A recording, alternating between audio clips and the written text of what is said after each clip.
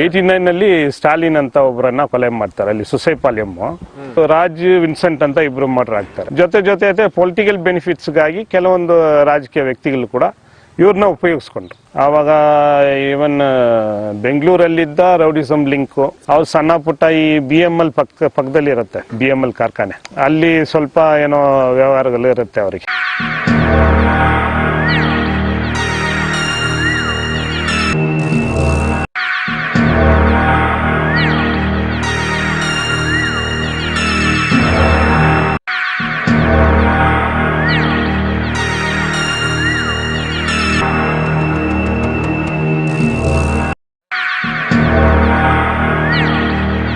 ಮೂಲ ಕಾರಣ ಬಂದು ಇಲ್ಲಿ ನಮಗೆ ವಿದ್ಯಾಭ್ಯಾಸದ ಕೊರತೆ ಆಯಿತು, ಸೋಷಿಯೋ ಎಕನಾಮಿಕ್ ಕಂಡೀಷನ್ಸ್ ಏನೋ ಕಡಿಮೆ ಆಗ್ತಾ ಹೋಗ್ತಾ ಇತ್ತು. ಅದರ ಆಧಾರದಲ್ಲಿ ಇಲ್ಲಿ ರೌಡಿಸಮ್ ಜಾಸ್ತಿ ಆಗೋಕ್ಕೆ ಶುರು ಆಗಿತ್ತು ಎಂಬುದು. ಆಚೆದ ಏಜೆಂಟ್ಗಳು ಇಲ್ಲಿ ಕೆಲವ್ರನ್ನ ಕಲಿಸಿ, ಕೆಲವರಂದ್ರೆ ಕಾರ್ಮಿಕರಲ್ಲೇ ಅವರು ಆಯ್ಕೆ ಮಾಡಿ ಕಳ್ತನ ಆಗಿ ಬರುವ ಚಿನ್ನವನ್ನು ವ್ಯಾಪಾರ ಮಾಡ್ತಾ ಇದ್ರು. ಅದಕ್ಕೆ ಲಿಂಕ್ಡ್ ಆಗಿ ಕೂಡ ರೌಡಿಸಮ್ ಬರ್ತಾ ಇತ್ತು. ಇವಾಗ 2010 ಮೇಲೆನೆ ಇನ್ನೂ ಜಾಸ್ತಿ ರೌಡಿಸಮ್ ಆಗಕ್ಕೆ ಶುರು ಆಯಿತು KGF ಅಲ್ಲಿ. ಮಾನ್ಯ ವೀಕ್ಷಕರೇ, ನಾವು ಇವತ್ತು KGF ಅಲ್ಲಿ ಇದ್ದೇವೆ. KGF ಅಂದ ಕೂಡಲೇ ತುಂಬಾ ಎಲ್ಲರೂ ವಿಶ್ವವಿಖ್ಯಾತ KGF ಸಿನಿಮಾ ಬಂದಿರುತ್ತೆ. ಆದ್ರೆ ಸಿನಿಮಾ ನೋಡಿದ್ದಕ್ಕೂ KGF ಅಲ್ಲಿ ಸಿನಿಮಾ ಮತ್ತೆ ಏನು ಗೋಲ್ಡ್ ಮೈನ್ ಇದೆ ಅದಕ್ಕಿಂತ ವಿಶೇಷವಾಗಿ ನಾವು ಇನ್ನೊಂದು ಹಂತಕ್ಕೆ ಬರೋದಾದ್ರೆ, ನೀವು KGF ನ ರೌಡಿಸಮ್ ಅಂತ ಕೇಳಿರ್ತೀರಾ. KGF ಅಲ್ಲಿ ಇಷ್ಟು ದೊಡ್ಡ ಮಟ್ಟದಲ್ಲಿ ರೌಡಿಸಮ್ ಇರಬಹುದು ಅಥವಾ ಇಲ್ಲಿ ನಡೆದಿರುವಂತ ಸುಮಾರು ಕೊಲೆಗಳು, ಇದು ಯಾಕಾಯ್ತು ಏನಾಯ್ತು ಅಂತ ನೋಡ್ತಾ ನಾವು ಕೇಳಬೇಕಾಗಿರುತ್ತೆ. ಯಾಕಂದ್ರೆ ತುಂಬಾ ಕುತೂಹಲಕಾರಿ ಪ್ರಶ್ನೆ ನೀವೆಲ್ಲ ಕೇಳಿರ್ತೀರಾ. KGF ಅಂದ್ಕೊಳ್ಳೇನೆ KGF ಅಲ್ಲಿ ರೌಡಿಸಮ್ ಹೇಗೆ ಹುಟ್ಕೊಳ್ಳುತ್ತೋ, ವಿಶೇಷವಾಗಿ ಇದಕ್ಕೆಲ್ಲ ಮೂಲ ಕಾರಣವಾಗಿದ್ದು ಇಲ್ಲಿ ಚಿನ್ನದ ಕಳ್ಳತನ. ಏನ್ ಚಿನ್ನದ ಕಳ್ಳತನ? ಚಿನ್ನ ನೋಡಿದ್ರೆ ಸರ್ಕಾರ ಇಲ್ಲಿ ತೆಗಿತಾ ಇತ್ತು, ಕಳ್ತನ ಹೇಗೆ ಮಾಡ್ತಾ ಇದ್ರು ಅನ್ನೋ ಸುಮಾರು ಪ್ರಶ್ನೆಗಳು ನಮಗೆ ಕಾಡುತ್ತೆ. ಅದಕ್ಕಿಂತ ವಿಶೇಷವಾಗಿ ನಾನು ಅದೇ ಹೇಳಿದೆ, ರೌಡಿಸಮ್ ಅನ್ನೋದು KGF ಬೆಂಗಳೂರಿನಿಂದ ಕೂಗಳತೆಯಲ್ಲಿದ್ರು, ಇಲ್ಲಿ ರೌಡಿಸಮ್ ಭಯಂಕರ ದೊಡ್ಡ. ಈ ಇತಿಹಾಸ ಎಲ್ಲ ಯಾಕೆ ಪ್ರಾರಂಭ ಆಗುತ್ತೆ ಅಂತ ಹೇಳಿ ನಾವು ಇವತ್ತು ತಂಗರಾಜ್ ಅವ್ರನ್ನ ಕೇಳ್ತಾ ಹೋಗುವ. ಯಾಕಂತ ಹೇಳಿದ್ರೆ ಈ ಕಥೆನೆ ತುಂಬಾ ಅದ್ಭುತವಾಗಿ ರೋಚಕವಾಗಿದೆ. ಚಿನ್ನದ ಕಳ್ಳತನವನ್ನ ಹೇಗೆ ಕೆಲವೊಂದು ಟೀಮ್ನವರು ಹೇಗೆ ಮಾಡ್ತಾ ಇದ್ರು ಅನ್ನೋಂತ ಅದ್ಭುತವಾದ ಕುತೂಹಲಕಾರಿ ಕೆಲವೊಂದು ಪ್ರಶ್ನೆಗಳು ನನ್ನ ಹತ್ರ ಇದೆ. ತಂಗರಾಜ್ ಅವರು ಇದ್ದಾರೆ. ತಂಗರಾಜ್ ಅವರ ಹತ್ರ ನಾನು ಕೇಳ್ತಾ ಹೋಗ್ತೇನೆ. ಸರ್, ಇಲ್ಲಿ ರೌಡಿಸಮ್ ಎಂಬುದು ಅಪ್ ಟು 80s ವರೆಗೂ ಆ ತರ ರೌಡಿಸಮ್ ಎಲ್ಲ ಇಲ್ಲ. ಇವಾಗ ಇಲ್ಲಿದ್ದೇನಂದ್ರೆ ಈ ನಾವು ನಮ್ಮ ಬೀಜಮಲ್ಲಿ 3 ಪ್ರದೇಶ ಬರುತ್ತೆ. ಇವಾಗಿರುವ KGF ಒಂದು ಮೈನಿಂಗ್ ಕಾಲನೀಸ್ ಬರುತ್ತೆ, ಪಕ್ಕದಲ್ಲಿ ನಾನ್ ಮೈನಿಂಗ್ ಕಾಲನೀಸ್. ಈ ಬೀಜಮಲ್ಲು ಈ ಕಾರ್ಮಿಕರು ಒಂದ್ ಕಡೆ ಇದ್ದಾಗ ಇವರಿಗೆ ಸಪೋರ್ಟಿವ್ ಆಗಿ ಅಲ್ಲಿ ಒಂದು ಬಿಸ್ನೆಸ್ ಕಮ್ಯುನಿಟಿ ತರ ಇಲ್ಲ ಬೇರೆ ಬೇರೆ ಕಸಬುಗಳು ಈ ಮೈನ್ಸ್ ಆಧಾರಿತವಾಗಿ ಮಾಡುವಂಥ ಹಾಲು ಇರಲಿ, ವ್ಯವಸಾಯ ಇರಲಿ, ಮಾರ್ಕೆಟು, ಇಂಥ ಒಂದು ಸೆಕ್ಷನ್ ಅಲ್ಲಿ ಇರುತ್ತೆ. ಇನ್ನೊಂದು ಗ್ರಾಮಾಂತರ ಪ್ರದೇಶ ಒಂದಿರುತ್ತೆ. 3 ಸೆಕ್ಷನ್ ಇದೆ ಇವಾಗ KGF ಅಲ್ಲಿ. ನಮ್ಮ ಮೈನಿಂಗ್ ಪ್ರದೇಶ ಅಂತ ತಗೊಂಡ್ರೆ ಇನ್ನು ಆ ನಾನ್ ಮೈನಿಂಗ್ ಅಲ್ಲಿ ಕೂಡ ಆರಂಭ ಕಾಲದಿಂದ ಆ ತರ ಏನು ರೌಡಿಸಮೇ ಇಲ್ಲ. ಇಲ್ಲೆಲ್ಲ ಇದ್ದಿದ್ದೇನೆಂದ್ರೆ ಕಷ್ಟಪಟ್ಟು ಕೆಲಸ ಮಾಡೋದು, ಗನಿಯೊಳಗೆ ಹೋಗೋದು, ಕಷ್ಟಪಟ್ಟು ಕೆಲಸ ಮಾಡೋದು, ಮತ್ತೆ ಅವರ ಇದುಗಳಿರುತ್ತೆ. ಮತ್ತೆ ಅವರ ಮಕ್ಕಳಿಗೆ ಒಳ್ಳೆ ವಿದ್ಯಾಭ್ಯಾಸ ಕೊಡೋಕ್ಕೆ ಎಲ್ಲ ಆಲೋಚನೆ ಮಾಡಿದ್ರು. ಮತ್ತೆ ಒಂದೊಂದು ಏರಿಯಾಗಳಿರುತ್ತೆ, ಕಾಲೋನೀಸ್ ತರ ಇರುತ್ತೆ, ಬ್ಲಾಕ್ಗಳ ತರ ಇರುತ್ತೆ.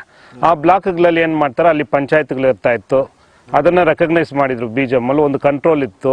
ಆಮೇಲೆ ಇದು ಪಬ್ಲಿಕ್ ಸೆಕ್ಟರ್ ಕಂಪನಿ ಎಲ್ಲ ಆಗತ್ತೆ. ಅದಾದ್ಮೇಲೆ ಅವ್ರ ಮಕ್ಕಳಿಗೆ ವಿದ್ಯಾಭ್ಯಾಸ ಕೊಡಬೇಕು, ಈ ತರ ಒಂದು ಸ್ಪೋರ್ಟ್ಸ್ ಆಕ್ಟಿವಿಟೀಸ್ ಚೆನ್ನಾಗಿತ್ತು. ಈ ತರ ಎಲ್ಲ ಒಂದ್ ಕಡೆ ಇತ್ತು. ಆತರ ರೌಡಿಸಮೇ ಇಲ್ಲ. ಫಸ್ಟ್ 77 ನಲ್ಲಿ ಕೆನಡೀಸ್ ಅಶೋಕ್ ನಗರ್ ಕಡೆ ಚೆಟ್ಯಾರು, ಬಲರಾಮು ಇವ್ರ ಮಧ್ಯೆ ಆದ ಇದರಲ್ಲಿ ಒಂದು ಮರ್ಡರ್ ಆಗತ್ತೆ. ಆವಾಗಲೇ ಒಂದು ಅದು ಕೂಡ ಗ್ಯಾಂಗ್ ವಾರ್ ತರ ಎಲ್ಲ ಏನಿಲ್ಲ.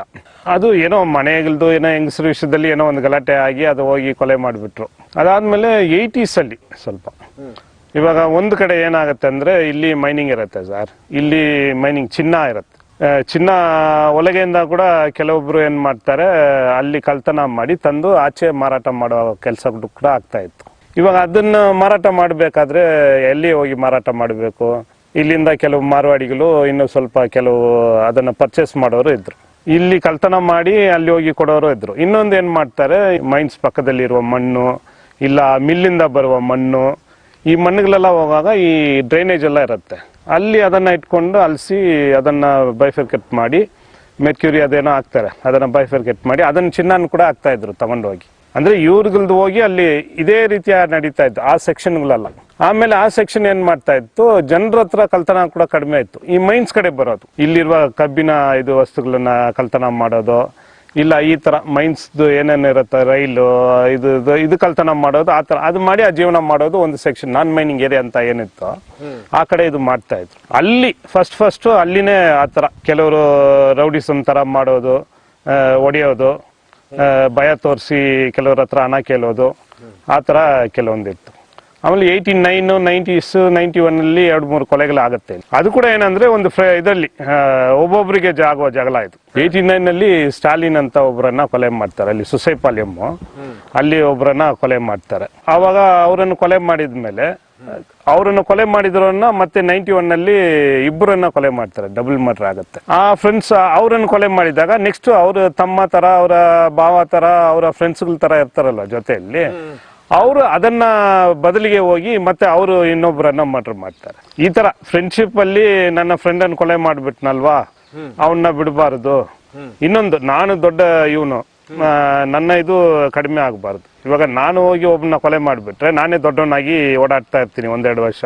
ಆಮೇಲೆ ಅವನು ದೊಡ್ಡವನಾಗಬೇಕಾದ್ರೆ ನನ್ನನ್ನು ಮರ್ಡರ್ ಮಾಡಿಬಿಡೋದು, ಅದು ಒಂದು ಕಡೆ. ಆದ್ರೆ ಮೇಯ್ನು ನಮ್ ಜೊತೆ ಇದ್ದವನ್ನ ಇವರು ಮರ್ಡರ್ ಮಾಡ್ಬಿಟ್ರಲ್ವಾ, ಅವರನ್ನ ರಿವೆಂಜ್ ತಗೊಳಕ್ಕೆ ಹೋಗಿ ಮರ್ಡರ್ ಮಾಡಿರುವ ಇತಿಹಾಸ. ಅದು ಕಂಪ್ಲೀಟ್ ಈ 2 ಗ್ಯಾಂಗ್ ಮಧ್ಯೆ ಆಗಿದ್ದು 89 ಅಲ್ಲಿ ಸ್ಟಾರ್ಟ್ ಆಗಿದ್ದು 91 ನಲ್ಲಿ ಆಗುತ್ತೆ.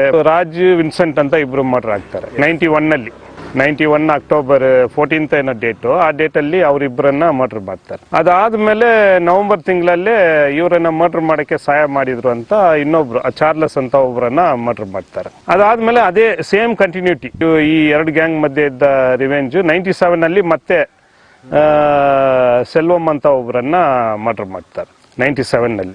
ಅದಾದ್ಮೇಲೆ ಆ ಗ್ರೂಪ್ದು ಇದೆಲ್ಲ ಸ್ವಲ್ಪ ಇದಿರುತ್ತೆ. ಮೇನ್ ಏನಂದ್ರೆ ಜೊತೆಲಿದ್ದವನ್ನ ಅವ್ರು ಮರ್ಡರ್ ಮಾಡ್ಬಿಟ್ರಲ್ವಾ. ಇವಾಗ 89 ನಲ್ಲಿ ಸ್ಟಾಲಿನ್ ಮರ್ಡರ್ ಮಾಡಿದಾಗ ಅವರ ಅಣ್ಣ ತಮ್ಮ ಮತ್ತೆ ಕಾಮನ್ ಎನಿಮೀಸ್ ಅಂತ ಸೇರ್ಕೊಳ್ತಾರೆ.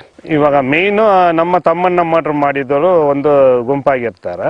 ಇವಾಗ ನನ್ನ ಏರಿಯಾಗೆ ಬರ್ತೀವಿ, ಇಲ್ಲಿ ಏರಿಯಾಸ್ ಅಂತಿರತ್ತೆ. ಇಲ್ಲಿ BGML ಆರಂಭ ಆದಾಗಿಂದ ಈ ಪ್ರದೇಶಗಳಿರುತ್ತೆ. ಇವಾಗ ಮಾರಿಕ್ಪೊಮ್ ಅಂದ್ರೆ ಮೈಸೂರು ಮೈನ್ಸ್ ಅಂತ ಹೇಳ್ತಾರೆ, ಅಲ್ಲಿರುವ ಮೈನ್ಸ್, ಅಲ್ಲಿ ಕೆಲಸ ಮಾಡುವ ಪ್ರದೇಶ, ಅದಕ್ಕೆ ಒಂದು ಬೌಂಡ್ರಿ ಇರುತ್ತೆ. ಆ ಪ್ರದೇಶಕ್ಕೆ ಸೇರಿದಂತ ಒಂದಿರುತ್ತೆ. ಚಾಂಪಿಯನ್ ರೀಫ್ಸ್ ಅದು ಒಂದು ಮೈನ್ಸ್ ಪ್ರದೇಶ, ಅಲ್ಲಿ ಸೇರಿದಂತ ಪ್ರದೇಶಗಳಿರುತ್ತೆ. D block, B block, ST block, ಈ ತರ ಏರಿಯಾಗಳು. ನಂದಿದುರ್ಗ್ ಮೈನ್ಸ್ ಅಂತ ಇರುತ್ತೆ. 3 ವಿಭಾಗ ಇದೆ, ಮೈಸೂರು ಮೈನ್ಸ್, ಚಾಂಪಿಯನ್, ನಂದಿದುರ್ಗ್ ಮೈನ್ಸ್ ಆದ್ರೆ ಅಲ್ಲಿ ಎನ್ರೀಸ್, ಓರಿಯಂಟ್ ಲೈನು, ಈ ತರ ಲೈನ್ಗಳು ಇರುತ್ತೆ, ಬ್ಲಾಕ್ಸ್ಗಳು ಇರುತ್ತೆ ಜನ ಜೀವನ ಮಾಡೋದು. ಆದ್ರೆ ಈ ಕಡೆ ನಾನು ಹೇಳಿದಂಗೆ ಬಿಫೋರ್ 80s ಇಲ್ಲ, ಇವನ್ ಅಪ್ ಟು 85 ವರೆಗೂ ಈ ತರ ಸಮಸ್ಯೆನೇ ಇದ್ದಿಲ್ಲ ಈ ರೌಡಿಸಮ್ ಬರೋದು. ಇನ್ನೊಂದು ಸೋಷಿಯಲ್ ಎಕನಾಮಿಕ್ ಪರ್ಸ್ಪೆಕ್ಟಿವ್ ನಾವು ನೋಡ್ಬೇಕು. ಅವಾಗ ಮೈನ್ಸ್ ಇತ್ತು, ಕಾರ್ಮಿಕರು ಕೆಲ್ಸಕ್ಕೆ ಹೋಗ್ತಾ ಇದ್ರು, ಮಕ್ಕಳಿಗೆ ವಿದ್ಯಾಭ್ಯಾಸ ಕೊಡ್ತಾ ಇದ್ರು, ಇಲ್ಲಿ ಹಣ ಇತ್ತು, ಇದೆಲ್ಲ ಒಂದು ಕಡೆ ನಡೀತಾ ಇತ್ತು. ಮೇನ್ ಆ ಕಡೆನೆ, ನಾನ್ ಮೈನಿಂಗ್ ಏರಿಯಾ ಕಡೆನೆ ಈ ರೌಡಿಸಮ್ದು ಆರಂಭ ಆಗುತ್ತೆ. ಇಲ್ಲಿದ್ದವರು ಕೆಲವರು ಆವಾಗಿದ್ದ ನಾರ್ತ್ ಆರ್ಕಾಡ್ ಅಂತ ಒಂದು ಪ್ರದೇಶ ಇರುತ್ತೆ, ತಮಿಳ್ನಾಡು ಮೇಜರ್ ಪಾರ್ಟ್ ಅಲ್ಲಿಂದ ಬಂದವರು. ಇನ್ನೊಂದು ಕಡೆ ಚಿತ್ತೂರು, ಈ ಕಡೆ ಆಂಧ್ರ, ಸ್ವಲ್ಪ ಜನ ಈ ಕೇರಳ, ಈ 3 ಪ್ರದೇಶದಿಂದನೂ ಬಂದಿದ್ದಾರೆ. ಆದ್ರೆ ಜಾಸ್ತಿ ಜನ ಬಂದಿದ್ದು ತಮಿಳ್ನಾಡಿನ ನಾರ್ತ್ ಆರ್ಕಾಡ್. ಎಲ್ಲ ಲೇಬರ್ ಕೆಲಸಕ್ಕೆ ಇಲ್ಲಿ ಇದ್ದವರು ಕೆಲಸ ಮಾಡಕ್ಕೆ ತಯಾರಿದ್ದಿಲ್ಲ. ಇಲ್ಲಿ ಅಕ್ಕಪಕ್ಕ ಇದ್ದವರು ಈ ಮೈನ್ಸ್ ಅಂತ ಒಂದು ಕೆಲಸ ಶುರು ಮಾಡಿದಾಗ ಮೈನ್ಸ್ ಒಳಗೆ ಹೋಗಿ, ಇವಾಗ ಇರುವ ನಮಗೆ ಇಲ್ಲಿರುವ ಉಷ್ಣಾಂಶನೇ ನಮ್ಗೆ ಎಷ್ಟಿದೆ ಅಂತ ಗೊತ್ತಿದೆ. ನಾವು ಸಾವಿರಾರು ಅಡಿಗಳು, ಹತ್ರ ಒಂದು 10,000 ಅಡಿ ಒಳಗೆ ಹೋಗಿದ್ದೀವಿ ಚಿನ್ನನ ತಗೊಳಕ್ಕೆ. ಅಷ್ಟು ಅಡಿಯಲ್ಲಿ ಆರಂಭದಲ್ಲಿ ಮೆಷಿನರೀಸು ಇಲ್ಲ, ಮ್ಯಾನ್ಯುಯಲ್ ಲೇಬರನ್ನೇ. ಅಷ್ಟು ಕಷ್ಟಪಟ್ಟು ಮೇಜರ್ ದಲಿತ್ ಫ್ಯಾಮಿಲೀಸೇ ಅದು ತಯಾರಿದ್ರು, ಆ ಥರ ಕೆಲಸ ಮಾಡೋಕ್ಕೆ ತಯಾರಿದ್ರು. ಅವರನ್ನ ಯೂನಿಯನೈಸ್ ಮಾಡೋಕ್ಕೆ ಶುರು ಮಾಡಿದ್ರು. ಒಂದು ಕಡೆ ಯೂನಿಯನೈಸ್ ಮಾಡೋಕ್ಕೆ ಶುರು ಮಾಡಿದ್ರು ವರ್ಕರ್ಸ್, ಅವ್ರ ಬೇಡಿಕೆ ಮೇಲೆ. ಅದಾದ್ಮೇಲೆ ಇಲ್ಲಿ ಟ್ರೇಡ್ ಯೂನಿಯನ್ಸ್ಗಳು, ಇಲ್ಲಿ ಇದ್ದ ರೆಡ್ ಫ್ಲಾಗು, ಕಮ್ಯುನಿಸ್ಟ್ ಮೂವ್ಮೆಂಟು, ಮತ್ತು ಶೆಡ್ಯೂಲ್ ಕ್ಯಾಸ್ಟ್ ಫೆಡರೇಷನ್ನು, ಇವರೆಲ್ಲ ಅವರನ್ನೆಲ್ಲ ಆರ್ಗನೈಸ್ ಮಾಡ್ತಾರೆ. ಆವಾಗ ಇದ್ದಿದ್ದೆಲ್ಲ ಹೆಂಗಂದ್ರೆ ಆ ಥರ ಘರ್ಷಣೆಗಳೇ. ನಮ್ಮ ನಿಲುವು ಸರಿ ಇದೆಯಾ, ಇನ್ನೊಂದು ಯೂನಿಯನ್ ನಿಲುವು ಸರಿ ಇದೆಯಾ, ನಾವು ಕ್ಲಾಸ್ ಸ್ಟ್ರಗಲ್ಸ್ ಅನ್ನು ಹೇಳ್ತಾ ಇದ್ದಿದ್ದು. ಇನ್ನೊಂದು ಕಡೆ ಅವರು ಎಲ್ಲ ಸೋಷಿಯಲ್ ಇಶ್ಯೂಸನ್ನು ದೊಡ್ಡದಾಗಿ ಮಾತಾಡ್ತಾ ಇದ್ರು. ಇವಾಗ ನಾವು ಹೇಳೋದು ಸೋಷಿಯಲ್ ಇಶ್ಯೂಸು, ಕ್ಲಾಸ್ ಇಶ್ಯೂಸು ಎರಡು, ಎಕನಾಮಿಕಲ್ ಸೋಷಿಯಲ್ ಇಶ್ಯೂಸ್ ಎರಡೂ ಒಂದಾಗಿ ಹೋಗ್ಬೇಕಂತ ಹೇಳ್ತೀವಿ. ಆವಾಗ ಈ 2 ಯೂನಿಯನ್ಗಳಿಗೆ ಕಷ್ಟ, ಇವ್ರ ಮಧ್ಯೆ ಒಂದು ದೊಡ್ಡ ರೀತಿಯಾದ ಒಂದು ಹೋರಾಟಗಳು ನಡೀತಾ ಇತ್ತು. ಯೂನಿಯನ್ನಲ್ಲಿ ಗೆಲ್ಲಬೇಕು. ಆವಾಗ ಶೆಡ್ಯೂಲ್ ಕ್ಯಾಸ್ಟ್ ಫೆಡರೇಷನ್, ಇಲ್ಲ RPI, ಇಲ್ಲ ಕಮ್ಯುನಿಸ್ಟ್ ಯೂನಿಯನ್ಸ್, ಇವ್ರ ಮಧ್ಯೆ ಗಲಾಟೆಗಳಾಗ್ತಾ ಇದೆ. ಆವಾಗ ಏನು ರೌಡಿಸಮ್ ಅಲ್ಲ, ಏನಿಲ್ಲ. ಮತ್ತೆ ಈ 85, 90s ಅಲ್ಲಿ ಕೆಲಸ ಕಡಿಮೆ ಆಗ್ತಾ ಬರ್ತಾ ಇದೆ. ಇಲ್ಲಿರುವ ಯುವಕರಿಗೆ ಕೆಲಸ ಇಲ್ಲದೆ ಇರುವ ಒಂದು ಪರಿಸ್ಥಿತಿ ಆಗುತ್ತೆ. ಒಂದು ಕಡೆ ಅದು ದೊಡ್ಡ ಇಶ್ಯೂ ಆಗಿ ಆಗತ್ತೆ. ಮೇನ್ ರೀಸನ್ ನಾವು ವಾಸ್ಟಾಗಿ ನೋಡಬೇಕಾದ್ರೆ ರೌಡಿಸಮ್ ನಾವು ಮಾತಾಡ್ತೀವಿ, ಅದರ ಮೂಲ ಕಾರಣ ಬಂದು ಇಲ್ಲಿರುವ ಸೋಷಿಯಲ್ ಎಕನಾಮಿಕ್ ಕಂಡೀಷನ್ಸ್. ಅದೇ ಕಾರಣ ಯಾಕೆ 85s ಮುಂದೆ 90s ಮುಂದೆ ಇಷ್ಟೊಂದು ರೌಡಿಸಮ್ ಇಲ್ಲ. ಇಲ್ಲಿ ಕೆಲಸ ಇತ್ತು, ಚೆನ್ನಾಗಿ ಕೆಲಸ ಇತ್ತು, ಆಲ್ಟರ್ನೇಟಿವ್ ಇಂಡಸ್ಟ್ರಿ ಆಗಿ BML ಬಂತು, ಮತ್ತೆ ಅಲ್ಲಿ ಸಾವಿರಾರು ಜನರಿಗೆ ಕೆಲಸ ಸಿಕ್ತು. ಇವರನ್ನು ನಂಬ್ಕೊಂಡು ಈ ಗ್ರಾಮಾಂತರ ಪ್ರದೇಶದಲ್ಲಿ ಸಾವಿರಾರು ಕೃಷಿ ಕೆಲಸ ಮಾಡೋರು, ವ್ಯವಸಾಯ ರೈತರಿಗೆ ಅವರ ಉತ್ಪಾದನೆ ಮಾಡೋ ಬೆಳೆಗಳಿಗೆ ಒಂದು ಒಳ್ಳೆಯ ಬೆಲೆ ಸಿಕ್ತು.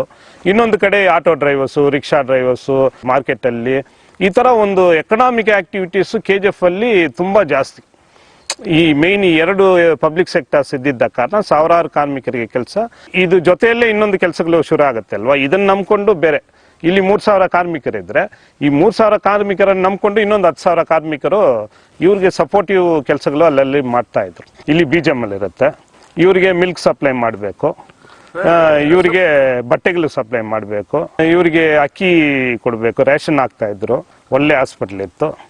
ಈ ಥರ ಎಲ್ಲ ಇರುವಾಗ BGML ನೇರ ಕಾರ್ಮಿಕರು 3,500, ಅವ್ರ ಫ್ಯಾಮಿಲೀಸ್ ಒಂದು 7-8 ಸಾವಿರ, ಒಂದು 15-20 ಸಾವಿರ ಜನ. ಅಲ್ಲಿ ನಾನ್ ಮೈನಿಂಗ್ ಏರಿಯಾದಲ್ಲಿ ಅಲ್ಲಿ ಏನಂದ್ರೆ ಗಿರ್ವಿ ಅಂಗಡಿಗಳು, ಆರಂಭದಲ್ಲಿ ಗಿರ್ವಿ ಅಂಗಡಿಗಳು ಇರುವಾಗ ಏನೋ ಒಂದು ಕಷ್ಟ ಅಂದ್ರೆ ಹೋಗಿ ಸ್ಯಾರಿಯನ್ನು ಇಡೋದು, ಬಟ್ಟೆಗಳನ್ನು ಇಡೋದು. ಇಲ್ಲಿ ಕಳ್ತನ ಅಂತ ನಾನು ಆವಾಗಲೇ ಹೇಳಿದ್ದೆ, ಚಿನ್ನ ಕಳ್ತನ ಮಾಡಿ ಕೊಡೋದು, ಇದನ್ನೆಲ್ಲ ಎನ್ಕರೇಜ್ ಮಾಡಿದ್ದು ಯಾರು? ಅದನ್ನ ಯಾರು ಕೊಂಡ್ಕೊಳ್ಳಕ್ಕೆ ಯಾರಿದ್ದಾನೋ ಆ ಗಿರ್ವಿ ಇವನೇ ಅವ್ರಿಗೆಲ್ಲ ಇವ್ರ ಹತ್ರ ಕೊಂಡ್ಕೊಂಡ್ರಲ್ವಾ, ಅವರು ಇವಾಗ ಚೆನ್ನಾಗಿದ್ದಾರೆ. ಅವರೆಲ್ಲ ಒಂದು ಡೀಸೆಂಟ್ ಲೈಫನ್ನ ಇದು ಮಾಡ್ತಾರೆ. ಇವನು ಪಾಪ 1 ಗ್ರಾಮ್ 2 ಗ್ರಾಮ್ ಏನೋ ಕಳ್ತನ ಮಾಡ್ಕೊಂಡು ಹೋಗಿ ಕೊಟ್ಟನೋ ಅವನ ಲೈಫ್ ಎಲ್ಲ ಹೋಯ್ತು. ಅದೇ social economic condition main sir. ಅದು ಜಾಸ್ತಿ ಇಲ್ಲಿ ಕೆಲಸ ಇಲ್ಲದೆ ಇರುವ ಪರಿಸ್ಥಿತಿ ಬಂದಾಗ ಸುಮ್ಮನೆ ಇರುವ ಒಂದು ಸೆಕ್ಷನ್ನೇ ಉಂಟಾಯ್ತು. ಮೊದಲು ಈ ಏರಿಯಾ ನಾನು ಹೇಳಿದ್ದ ಮೈಸೂರು ಮೈನ್ಸ್ ಏರಿಯಾ, ಇನ್ನೊಂದು ಏರಿಯಾ ನಮ್ಮ ಏರಿಯಾ ಹತ್ರ ಇವನು ಬರಬಾರ್ದು ಅವ್ನು ಬರಬಾರ್ದು ಇದ್ದಿದ್ದು. ಅಕ್ಕಪಕ್ಕ ಏರಿಯಾಗಳಲ್ಲೇ ಯಾರ್ಯಾರು ಸುಮ್ಮನೆ ಇದ್ರು, ಯಾರ್ಯಾರು ಇದು ಮಾಡ್ತಾ ಇದ್ರು, ಅವ್ರಿಗೆಲ್ಲ ಶುರು ಆಯ್ತು. ಜೊತೆ ಪೊಲಿಟಿಕಲ್ ಬೆನಿಫಿಟ್ಸ್ಗಾಗಿ ಕೆಲವೊಂದು ರಾಜಕೀಯ ವ್ಯಕ್ತಿಗಳು ಕೂಡ ಇವ್ರನ್ನ ಉಪಯೋಗಿಸ್ಕೊಂಡ್ರು. ಇವ್ರಿಗೆ ಚುನಾವಣೆ ಬಂದಾಗೆಲ್ಲ ಬೇರೆ ಬೇರೆ ಸಮಯದಲ್ಲಿ ಯಾರನ್ನೋ ಬೆದರಿಕೆ ಮಾಡೋದಕ್ಕೆ ಹಣ ಕೊಟ್ಟು, ಸಾರಾಯಿ ಕೊಟ್ಟು, ಏನೋ ಒಂದು ಕೊಟ್ಟು ಎನ್ಕರೇಜ್ ಮಾಡುವ ಒಂದು ಸಿಚುವೇಶನ್ ಕೂಡ ಕಂಟಿನ್ಯೂಸ್ ಆಗಿ ಬಂತು. ಆಫ್ಟರ್ 85 ಆ ಪೀರಿಯಡ್ ಮೇಲೆ ಇವರನ್ನ ಒಂದು ಏರಿಯಾ, ಈ ದೊಡ್ಡ ಏರಿಯಾ ಇರುತ್ತೆ, ಅವ್ರು ರೌಡಿ ಅಂತ ಏನು ಅನ್ಕೊಂಡಿದ್ದಾನೋ ಅವ್ರ ಮೇಲೆ ಜನರಿಗೆ ಒಂದು ಭಯ ಇರುತ್ತೆ, ಭಕ್ತಿ ಇರುತ್ತೆ. ಆ ಥರ ಒಂದು ಸಿಚುವೇಶನ್ನಲ್ಲಿ ಅವನ ಹತ್ರ ಹಣ ಕೊಟ್ಟು ಅವ್ರನ್ನೆಲ್ಲ ಇವ್ರ ಕಂಟ್ರೋಲಲ್ಲಿ ಇಟ್ಕೊಳ್ಳೋ ಒಂದು ಪ್ರಯತ್ನಗಳೆಲ್ಲ ಕೂಡ ಮಾಡಿದ್ರು. ಇದು ಮೇಯ್ನಾಗಿ ಇದು. ಇನ್ನೊಂದು ಯಾಕೆ ಇವಾಗ ಇಲ್ಲಿ ಆಗಿರುವ ಕೊಲೆಯ ಒಂದು ರೇಷಿಯೋ ನಾವು ತಗೊಂಡ್ರೆ, ಇವೆಲ್ಲ ಬೆಂಗಳೂರು ತಗೊಂಡ್ರೆ ಬೆಂಗಳೂರು ಜಾಸ್ತಿ ಇರ್ಬೋದು. ಇಲ್ಲಿ ನಡೆಯೋದು ಯಾಕೆ ಅಷ್ಟು ಬೇಗ ಇದಾಗ್ಬಿಡುತ್ತೆ ಅಂದರೆ, ಇದು ನಮ್ಮ KGF ಇರೋದು ವಿದಿನ್ 7 ಸ್ಕ್ವೇರ್ ಕಿಲೋಮೀಟರ್, ತುಂಬ ಚಿಕ್ಕ ಏರಿಯಾ. ಇಲ್ಲಿ ನಮ್ಮ ಮನೆಯಲ್ಲಿ ಮಾತಾಡೋದು ಬಂದು ಒಂದು 6 ಕಿಲೋಮೀಟರ್ ದೂರ ಇರೋನು ಕೂಡ ಗೊತ್ತಾಗ್ಬಿಡುತ್ತೆ. ಮತ್ತೆ ಇಲ್ಲಿಂದ ಇವಾಗ ಏನಾಗುತ್ತೆ, ಒಂದು ದೊಡ್ಡ ಸೆಕ್ಷನ್ BGML ಇಲ್ಲ, ಕೆಲಸದ ಅವಕಾಶಗಳಿಲ್ಲ. ಒಂದು 15,000 ಯುವಕರು ಇಲ್ಲಿಂದ ಬೆಂಗಳೂರಿಗೆ ದಿನನಿತ್ಯ ಕೆಲಸಕ್ಕೆ ಹೋಗ್ಬಿಟ್ಟು ಬರ್ತಾ ಇದ್ದಾರೆ. ಅಲ್ಲಿ ಟ್ರೈನಲ್ಲಿ ಹೋಗುವಾಗ ಬರುವಾಗ ಮಾತಾಡೋದು, ಕೊಲ್ಲೋದು ಅದೆಲ್ಲ ನಡೆಯುತ್ತೆ.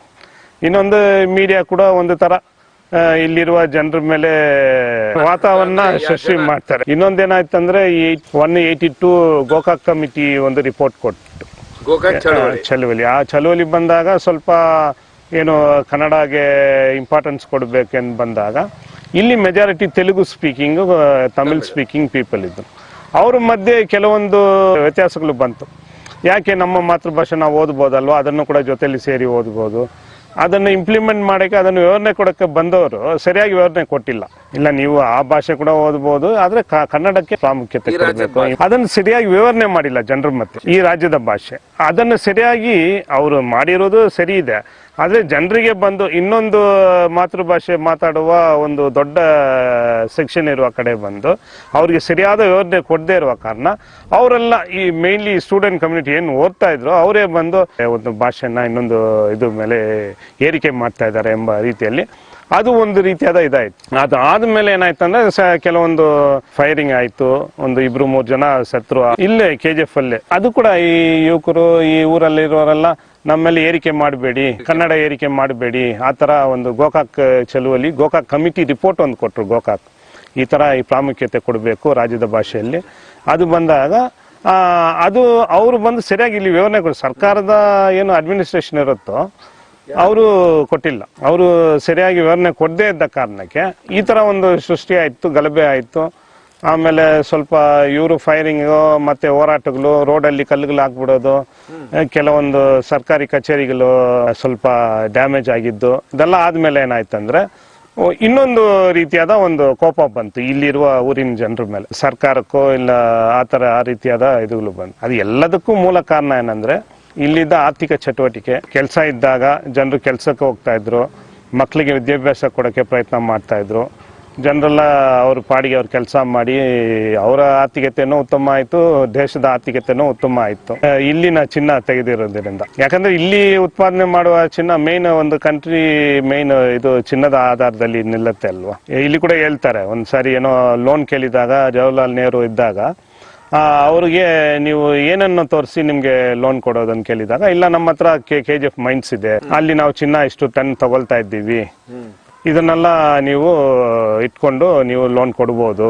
ಅದು KGF ಗೋಲ್ಡ್ ಮೈನ್ಸ್ ಅನ್ನ ಒಂದು ಸೆಕ್ಯೂರಿಟಿ ಆಗಿ ಇಟ್ಕೊಂಡು ಆವಾಗ ನಮ್ಮ ದೇಶಕ್ಕೆಲ್ಲ ಕೂಡ 64s 60s 50s ಆ ಪೀರಿಯಡ್ ಅಲ್ಲಿ ಆ ತರ ಎಲ್ಲ ಕೂಡ ಹೇಳ್ತಾರೆ. ಒಂದು ಸೆಕ್ಯೂರಿಟಿಗೆ ಇಲ್ಲ ರೀಪೇಮೆಂಟ್ಗೆ, ಇಲ್ಲ ನಾವು ಹೋಗಿ ಚಿನ್ನ ತಗೊಂಡು ಹೋಗಿ ಅಲ್ಲಿ ಇಟ್ಟು ಲೋನ್ ತಗೊಳ್ಳೋದು, ಈ ತರ ಪರಿಸ್ಥಿತಿಗಳೆಲ್ಲ ಇದ್ದಾಗ ಅದು ಮೇನ್ ಕಾರಣ. ಎಲಾಬ್ರೇಟ್ ಆಗಿ ನಾವು ನೋಡ್ಬೇಕಾದ್ರೆ ಸೋಶಿಯೋ ಎಕನಾಮಿಕ್ ಕಂಡೀಷನ್ಸ್ ಹಿಂದಕ್ಕೆ ಹೋದಾಗ ಈ ರೌಡಿಸಮ್ ಮುಂದಕ್ಕೆ ಬಂತು. ಆ ಥರ ವಿಷಯಗಳು, ಈ ಕಳ್ತನಗಳು, ಈ ರೌಡಿಸಮ್ ಎಲ್ಲ ಕೂಡ ಜಾಸ್ತಿ ಆಗೋದಕ್ಕೆ ಮೇನ್ ಕಾರಣ ಅದು. ಅದ್ರ ಜೊತೆಲಿ ಇಂಡಿವಿಜುವಲ್ ಆಗಿ ಇರುವಂಥ ವಿಷಯಗಳು.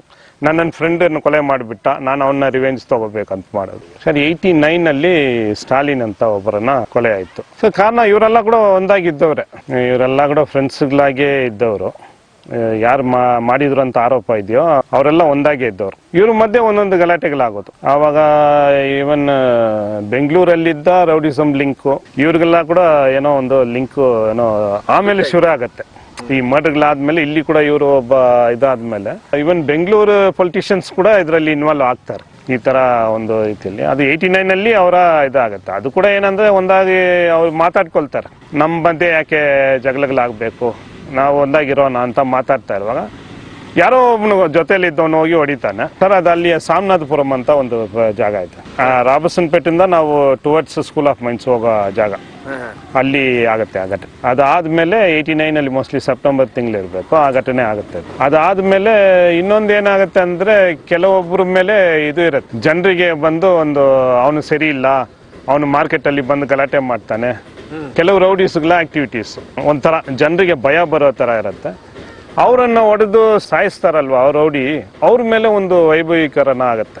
ಅವನು ಕೆಟ್ಟವನು, ಅವನ್ನ ಇವರು ಇದು ಮಾಡಿಬಿಟ್ರು, ಇನ್ನು ನಮ್ಗೇನು ತೊಂದರೆ ಇರಲ್ಲ, ನಮ್ಗೆ ಬಂದು ಯಾರು ತೊಂದರೆ ಕೊಡುವಂತ ಇದಿಲ್ಲ, ಇವ್ರು ನಮ್ಮ ರಕ್ಷಕರ ತರ ಇರ್ತಾರ ಅಂತ ಕೂಡ ಕೆಲವ್ರ ಮಧ್ಯೆ ಒಂದು ಇದಾಗತ್ತೆ. ಆವಾಗ ಇದ್ದ ಮೇನ್ ರಾಜಿ ವಿನ್ಸೆಂಟ್ ಲೀಡರ್ ಅವರೇ ರಾಜಿ. ಅದಾದ್ಮೇಲೆ ಅವರನ್ನೇ ರಾಜು ಮತ್ತು ವಿನ್ಸೆಂಟ್ ಇಬ್ಬರನ್ನ ಒಂದೇ ಸಾರಿ ಕೊಲೆ ಮಾಡಿಬಿಡ್ತಾರೆ. ಈ ಕಡೆ ಎಂಡ್ರಿಸ್ ಪ್ರದೇಶಕ್ಕೆ ಇವರು ಹೋಗ್ತಾರೆ. ಅಲ್ಲಿ ಕೂಡ ಈ ಚಿನ್ನದ ವ್ಯಾಪಾರಲ್ಲಿ ಇನ್ವಾಲ್ವ್ ಆಗಿರ್ತಾರೆ ಇವರು. ಅಲ್ಲಿ ಒಬ್ಬ ವ್ಯಕ್ತಿ ಇರ್ತಾನೆ, ಚಿನ್ನವನ್ನು ತಗೊಳ್ಳೋನು, ಮತ್ತೆ ಬೇರೆ ಬೇರೆ ವ್ಯಾಪಾರಗಳು ನಡೆಯುತ್ತೆ. ಇಲ್ಲ ಯಾರನ್ನು ಬೆದರಿಕೆ ಹಾಕೋದು, ಇಲ್ಲ ಯಾರೋ ನಾನು ಸಾಲ ಕೊಟ್ಟಿರ್ತೀನಿ ಒಬ್ರ ಹತ್ರ, ದೊಡ್ಡ ದೊಡ್ಡ ಮಾರ್ವಾಡಿಗಳಿರ್ತಾರೆ, 10-5 ಲಕ್ಷ ಕೊಟ್ಟಿರ್ತಾರೆ, ಕೊಡಲ್ಲ ಕೆಲವರು, ಇವ್ರನ್ನ ಉಪಯೋಗಿಸ್ಕೊಂಡು ಅಲ್ಲಿಂದ ಕಲೆಕ್ಟ್ ಮಾಡೋದು. ಇಲ್ಲ ಬೇರೆ ಬೇರೆ ಇಲ್ಲಿ ಹಲವಾರು ಆಕ್ಟಿವಿಟೀಸ್ಗಳು ನಡೀತಾ ಇತ್ತು ಅಂತ ಹೇಳ್ತಾರೆ ಆ ಕಾಲದಲ್ಲಿ. ಏನು ಚಿನ್ನ ವ್ಯಾಪಾರ, ಬೇರೆ ಸ್ಮಗ್ಲಿಂಗ್ ಅದು ಇದೆಲ್ಲ ಕೂಡ ಕೆಲವೊಂದು ಆ ಕಡೆ ನಾನ್ ಮೈನಿಂಗ್ ಏರಿಯಾಸ್ ಕಡೆ ನಡೀತಾ ಇತ್ತು. ಇವರು ಆ ಕಡೆ ಹೋಗ್ತಾರೆ, ಇವ್ರು KGF ಪೂರ ಓಡಾಡ್ತಾರೆ. ಯಾಕಂದ್ರೆ ಆವಾಗ ಅವ್ರು 89 ಆದ್ಮೇಲೆ ಅವರು ಇಡೀ KGFಗೆ ಅವರು ದೊಡ್ಡ ಡಾನ್ ತರ ಇರ್ತಾರೆ, ಯಾರು ಏನ್ ಮಾಡಲ್ಲ ಅಂತ ರೀತಿಯಲ್ಲಿ ಹೋಗಿರ್ತಾರೆ. ಆವಾಗ ಅಲ್ಲಿ ಸುಮಾರು ಜನ ಸೇರ್ಕೊಂಡು ಆ ಗ್ಯಾಂಗ್ನವ್ರು, ಇದು ಅಲ್ಲಿರುವ ಸೆಲ್ವಂ ಗ್ಯಾಂಗ್ನವ್ರು ಅಂತ ಏನ್ ಹೇಳ್ತಾರೆ. ಸೆಲ್ವಂ ಗ್ಯಾಂಗ್ ಯಾವ ಸರ್ ಇದು? ಸರ್ ಅಲ್ಲಿ ಆ ಭಾಗದಲ್ಲಿ ಅವ್ರು ಕೂಡ ಏನು ರೌಡಿಸಮ್ ಮಾಡೋದು ಅದು ಅಂತ ಏನಿರಲ್ಲ. ಅವ್ರು ಸಣ್ಣ ಪುಟ್ಟ ಈ BML ಪಕ್ಕದಲ್ಲಿ ಇರುತ್ತೆ, BML ಕಾರ್ಖಾನೆ, ಅಲ್ಲಿ ಸ್ವಲ್ಪ ಏನೋ ವ್ಯವಹಾರಗಳು ಇರುತ್ತೆ ಅವ್ರಿಗೆ.